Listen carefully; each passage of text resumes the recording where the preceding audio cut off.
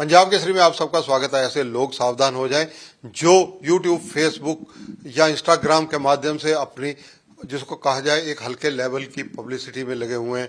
Revolver pistol पकड़कर फिल्मी गानों की धुन पर जिस प्रकार से समाज में भ्रमजाल फैलाने की कोशिश या एक तरह कहा जाए दहशत फैलाने वाले सीन दिखाकर लोगों को विचलित करने की कोशिश या लोगों को आकर्षित करने की कोशिश कर रहे हैं, उन लोगों के खिलाफ हरियाणा साइबर क्राइम ने कमर कस लिया और एक स्पेशल सेल बनाया गया। हरियाणा साइबर क्राइम के जो एसपी हैं अमित दहिया हमारे साथ मौजूद हैं, बातचीत करेंगे उनसे। दहिया साहब, स्वागत है आपका पंजाब केसरी में। नमस्कार जी।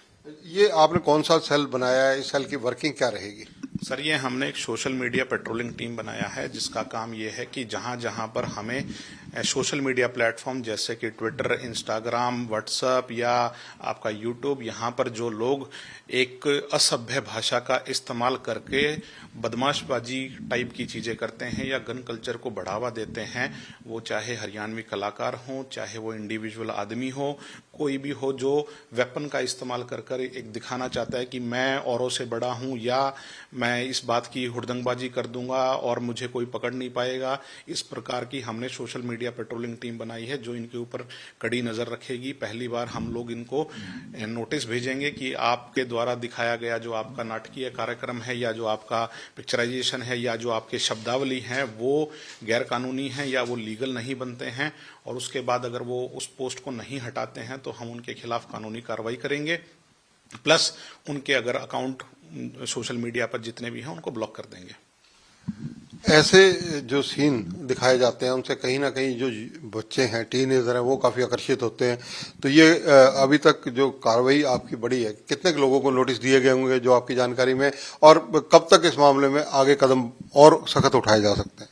इस हफ्ते हमारा सबसे पहले काम है उन सभी गानों का, उन सभी बोलों का हम लोग एक अपना लिरिक्स देख रहे हैं कि एक लीगल टीम के साथ उनके काम कर रही है कि ये बोल, ये पिक्चराइजेशन किस लेवल तक की है और इससे क्या फर्क पड़ता है। आपकी बात बिल्कुल ठीक है, यूथ इससे काफी ज्यादा इंस्पायर होता है, दिखता है कि हाँ इस टाइप की हवाबाजी चलती है।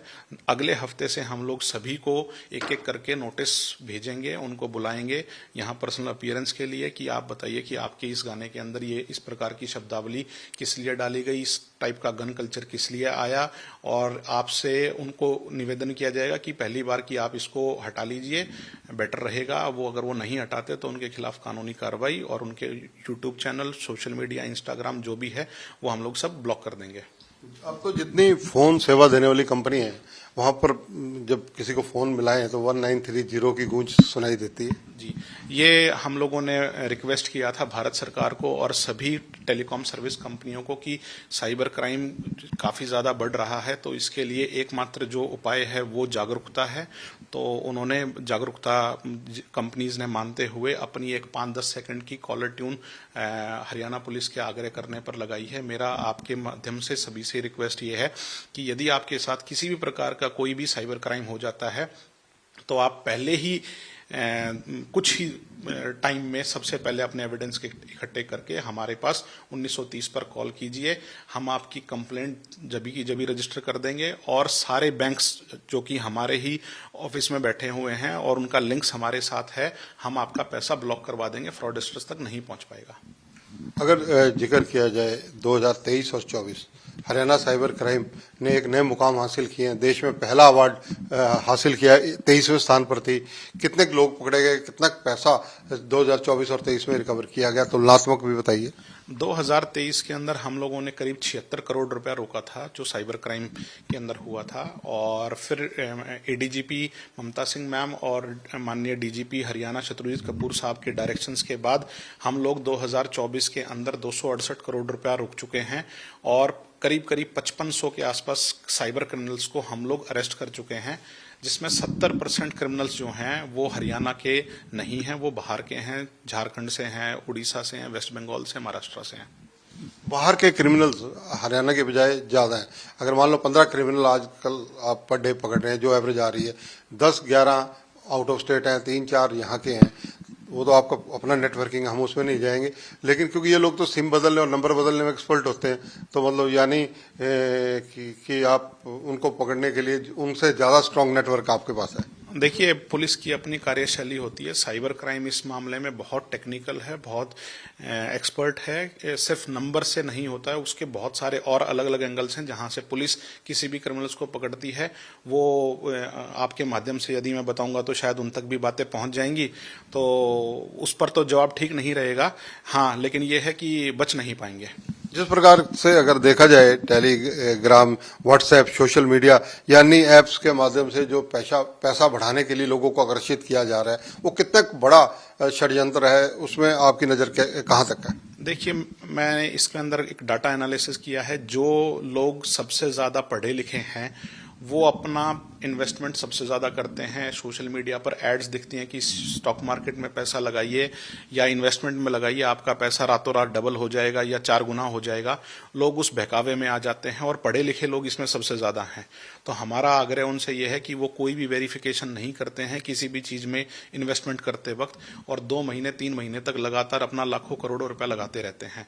फाइनली जब पता चलता है कि एक दिन फोन बंद हो गया उनका जिनसे बात हो रही थी, या व्हाट्सएप चैट हट गया है, वो बेवकूफ बनाते रहते हैं और लोग यहाँ पे उस पैसे को डबल करने में लगे रहते हैं। ऐसा कहीं पर भी किसी प्रकार के एडवर्टीजमेंट पे भरोसा ना करें। ये सब और सब साइबर फ्रॉडस्टर्स का एक अपना जाल है जिसमें आप लोग फंसते जाते हैं।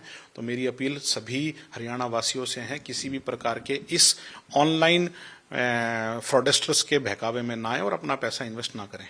किस एज ग्रुप के लोग इसमें ज्यादा फंसते हैं? देखिए, जहां साइबर क्राइम होगा और पैसा कटेगा, वो अधिकतर वो लोग हैं जो थोड़े से जिनके पास पैसा ज्यादा है।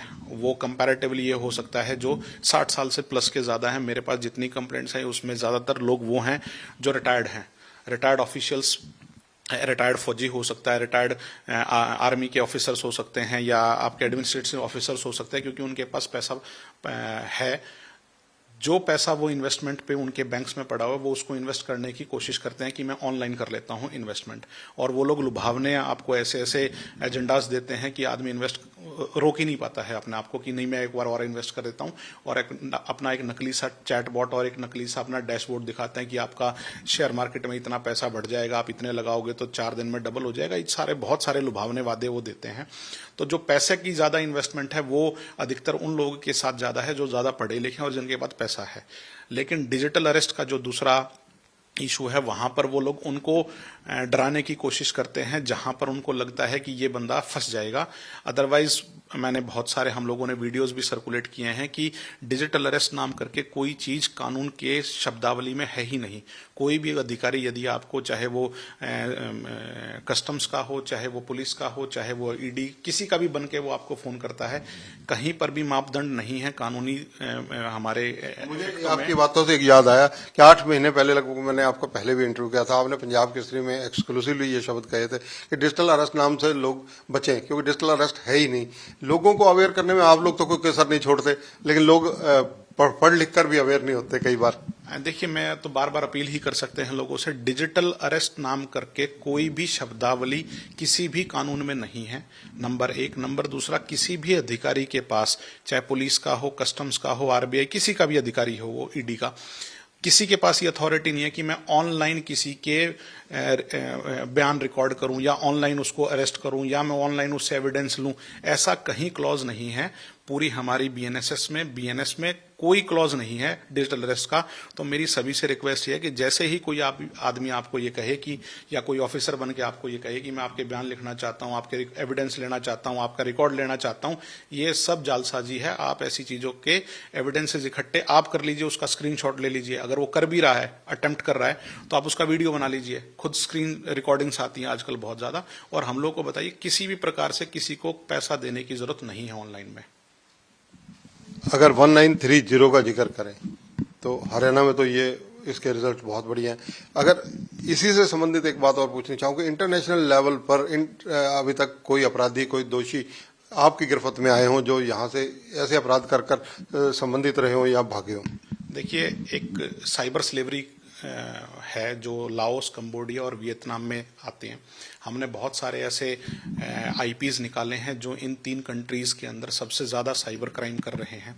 एम्बेसी के थ्रू और भारत सरकार के थ्रू हमने रिक्वेस्ट भी किया है कि वहां पे जितने भी लोग जो इस क्राइम को नाम देते हैं, जब उनकी आईपीज हमारे पास वहां आती हैं, तो भारत सरकार ने भी लाओस, वियतनाम और कंबोडिया जैसे देशों से बात किया है कि वहां पर इस प्रकार के इस साइबर क्राइम को पनपने ना दें, होने ना दें।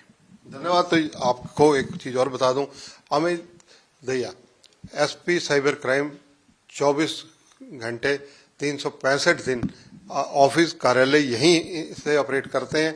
डीजीपी हरियाणा जो शत्रुजीत कपूर हैं, वो इन पर इस मामले में साइबर क्राइम की जो इनकी वर्किंग रहती है उसको जहां मॉनिटरिंग करते हैं वहीं इन पर ट्रस्ट करते हैं, क्योंकि इन्होंने बहुत अच्छे रिजल्ट दिए हैं। और जो भारत के अंदर पहला अवार्ड मिला 23वें नंबर से जाकर केंद्रीय गृह मंत्री अमित शाह ने दिया, वो भी कहीं ना कहीं साइबर क्राइम की जो वर्किंग चेंज हुई है सारी की सारी, उसमें अहम भूमिका कहीं ना कहीं नजर आती है। तो अमित दहिया की मेहनत की नजर आती है।